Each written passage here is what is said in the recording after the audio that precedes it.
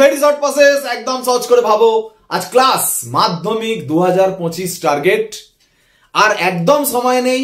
এই সময়ের মধ্যে আমি প্রথমবার বলে দিচ্ছি, নতুন পড়া কিচ্ছু করবে না, একদম টেনশন বাদ।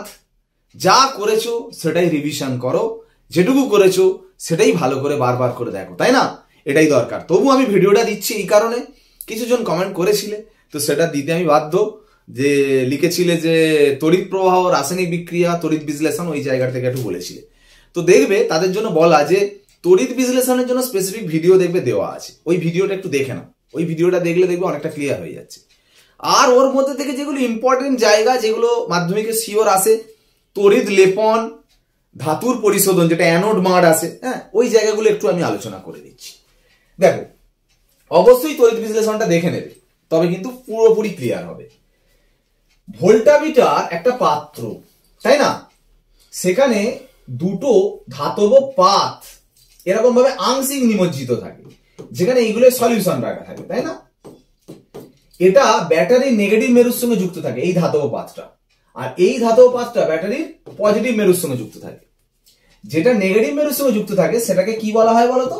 ক্যাথোড, তাই না? আর যেটা পজিটিভ মেরু সেটাকে কি বলা হয়? অ্যানোড।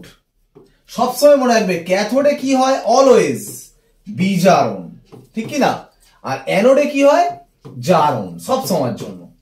দেখো একটা কথা বলি, আমি কি করতে যাচ্ছি, প্রথম শেখাবো যেটা তড়িৎ লেপন। তড়িৎ লেপন কেন করব, কি জন্য করব? দেখো, তোমরা লোহা দেখেছো, নিকেল দেখেছো, বলো তো কোনটা চকচকে, কোনটা বেশি দেখতে ভালো লাগে, সুন্দর লাগে? নিকেলটা। কিন্তু লোহার একটা টুকরো আর নিকেলের একটা টুকরো দামের ডিফারেন্স প্রচুর। তাহলে আমি যদি বলি একটা, দেখবে যে কোনো আসবাবপত্র করার সময় দেখবে যেসব লোহার জিনিসপত্রের উপর এখন নিকেলের প্রলেপ দিচ্ছে, কারণ পুরো নিকেল করাটা অনেক দাম পড়ে যাবে কস্টিং এ, তাই না? কিন্তু লোহার উপর যদি হালকা নিকেলের প্রলেপ দিয়ে দাও, দেখতে নিকেলই লাগছে, অথচ ভিতরে লোহা আছে। বুঝতে পারছো? এটা দেখতে ভালো লাগবে, শুধু সৌন্দর্য বৃদ্ধি তাই নয়, লোহায় মরিচা চলে আসতে পারে, নিকেলের প্রলেপ ফেলে দিলে মরিচা আসবে না।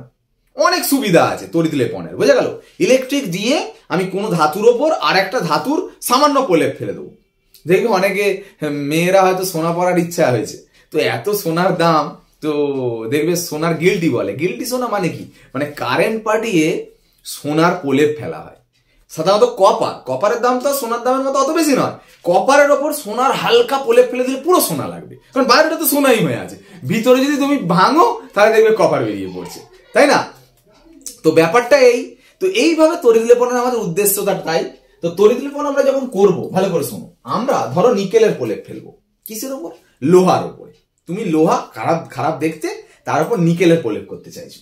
তাহলে লোহা যেহেতু খারাপ দেখতে, লোহাটাকে কি ব্যবহার করবে বলো? লোহাটাই এই যে ক্যাথোডটা ব্যবহার করেছো, মানে তুমি যে লোহার ওপর নিকেলের প্রলেপ ফেলতে চাইছো সেই লোহাটাকেই ক্যাথোড হিসাবে ব্যবহার করবে, মানে এইটাই লোহা।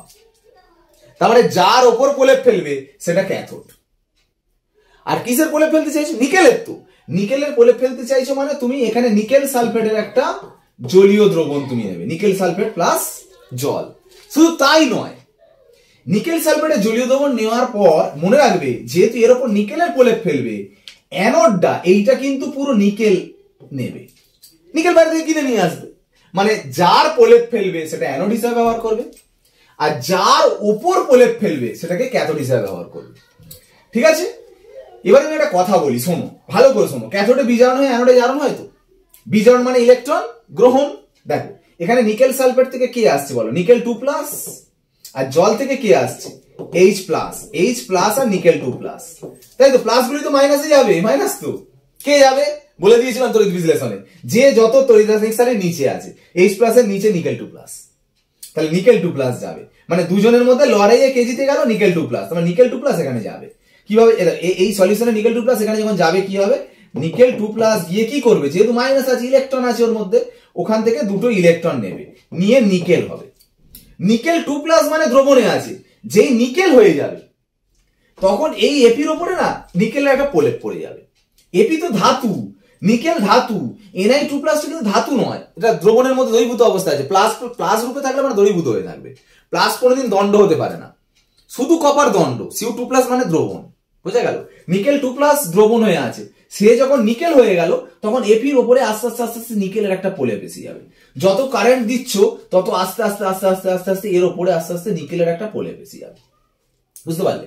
এখানে কি হবে, এখানটায় যেটা হবে একটা কথা বলি, তোমরা বললে নিকেল আর জলের মধ্যে মারপিট হয়ে নিকেল গেল, অ্যানায়ন কে কে পড়ে আছে, SO4 2- আর জল থেকে কোন অ্যানায়ন আসছে, OH-।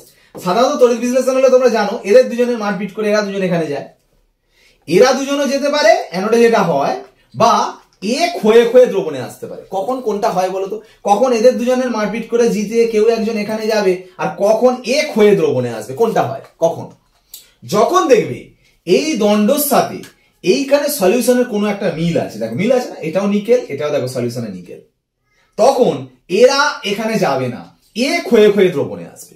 মানে এই নিকেল কি করবে, দুটো ইলেকট্রন ছেড়ে নিকেল 2+ হয়ে এ আবার দ্রবণে চলে আসবে। মানে এ ভাবো নিকেল ছিল, নিকেল 2+ হচ্ছে মানে দ্রবণে চলে আসছে, মানে এ ক্ষয়ে ক্ষয়ে ক্ষয়ে ক্ষয়ে ক্ষয়ে ক্ষয়ে নিকেল 2+ চলে আসছে, সেই নিকেল 2+ আবার এখানে যাচ্ছে।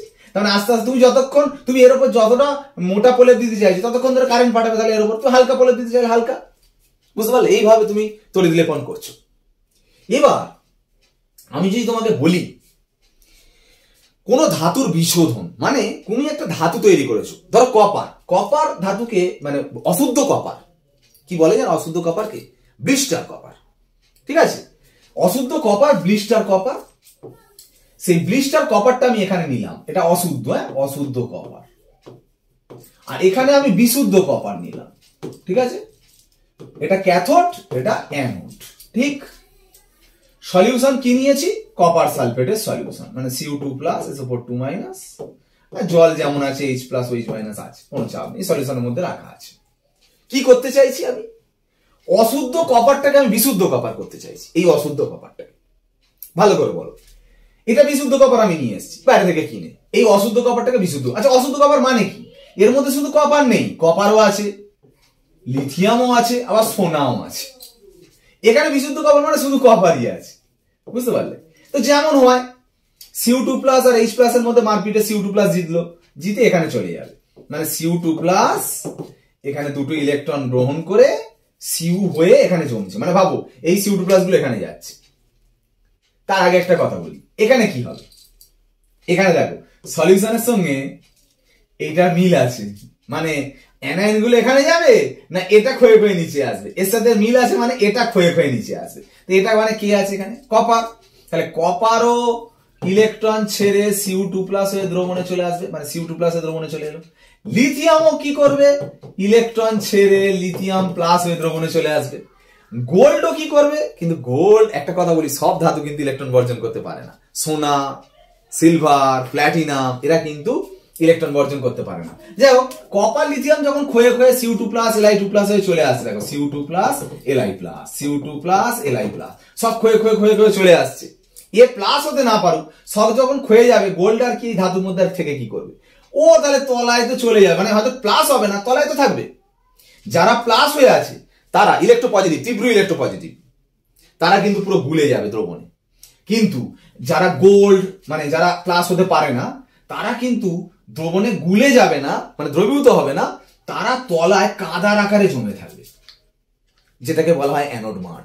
তড়িৎ বিশ্লেষণে যখন অনেকগুলো ধাতু আছে যারা তীব্র ইলেকট্রোপজিটিভ, তারা প্লাস হয়ে দ্রবণে চলে আসছে, যারা কম তীব্র ইলেকট্রোপজিটিভ ধাতু, সোনা প্ল্যাটিনাম সিলভার, তারা প্লাস হয় না, জলে দ্রবীভূত হয় না, তারা ধাতু অবস্থায় মৌল অবস্থায় কি হয়, অ্যানোডের তলায় কাদার আকারে জমে, যেটাকে অ্যানোড মাঠ বলে, এই গোলটা যেটা হয়, এরা কিন্তু সলিউশনে আসে।